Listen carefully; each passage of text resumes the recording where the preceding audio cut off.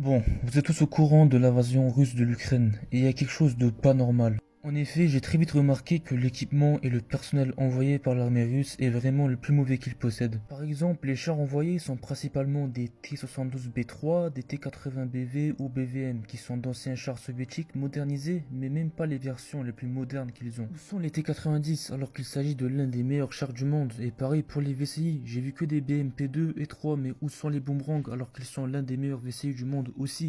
Quant aux avions, j'ai pu observer des Su-25, des avions de soutien quasi obsolètes à notre époque et très vulnérables qui ne devraient rien à faire ici. Alors que la Russie a des avions capables de frapper depuis plus de 10 000 mètres d'altitude comme le Su-34.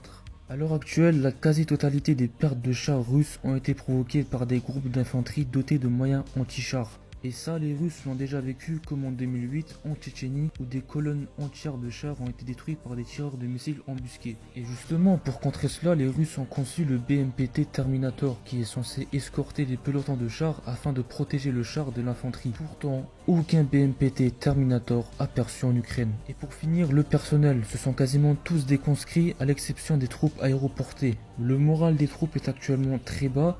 Quand les locaux leur demandent ce qu'ils font ici en Ukraine, ils disent que eux-mêmes ne savent pas. Ils sont coincés en plein territoire ennemi sans aucun ravitaillement. Les missiles Javelin utilisés par les Ukrainiens et autres armes ravagent des convois entiers mal protégés, sans soutien ni ravitaillement ni carburant.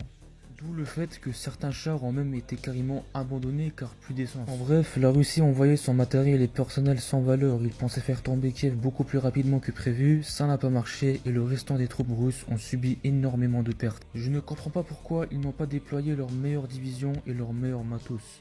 Il y a clairement une idée derrière tout ça.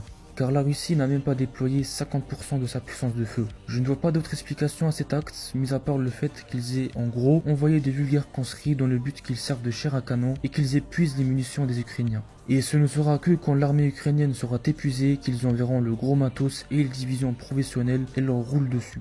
C'est une tactique qui a été beaucoup utilisée dans l'histoire comme par la Wehrmacht pendant la Seconde Guerre mondiale. C'est cruel car beaucoup de jeunes conscrits y perdront la vie, car malheureusement ils ne servent qu'à ça. De la char à canon facilement remplaçable afin de minimiser des pertes de professionnels. En tout cas, c'est que ma théorie. N'hésitez pas à me dire votre opinion là-dessus, ça m'intéresse beaucoup.